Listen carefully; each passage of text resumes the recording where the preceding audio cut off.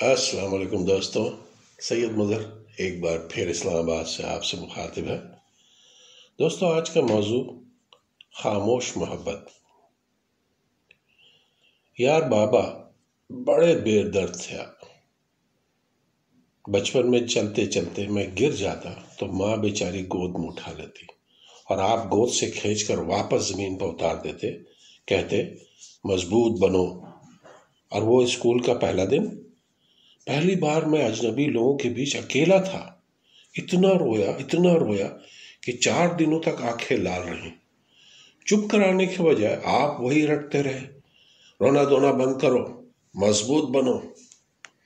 اور وہ جو پارک میں جھولے سے گر پڑا تھا، میری چوٹ کی طرف آپ نے ایک نظر دیکھا بھی نہیں، وہی پرانا ٹیپ چلا دیا، مضبوط بنو۔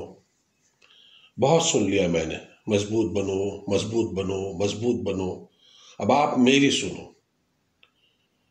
اس دنیا میں تب تک رہنا جب تک میں جانے کے لیے نہ کہوں، تب تک آنکھیں کھولے رکھنا جب تک میں سامنے دیکھتا رہوں۔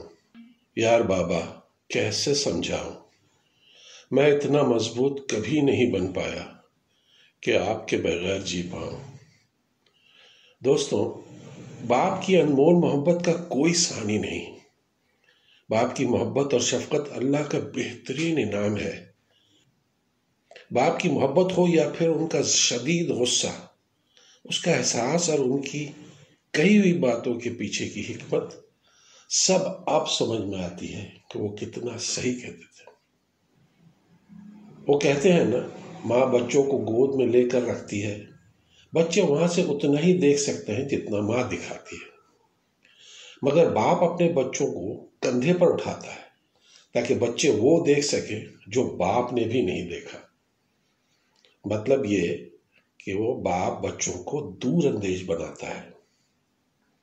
ہماری کامیابی پر ہم سے زیادہ خوش ہونے والی ہستی باپ ہے، اور ہمارے دکھ پر ہم سے زیادہ تکلیف محسوس کرنے والی ہستی بھی والدین ہی ہیں۔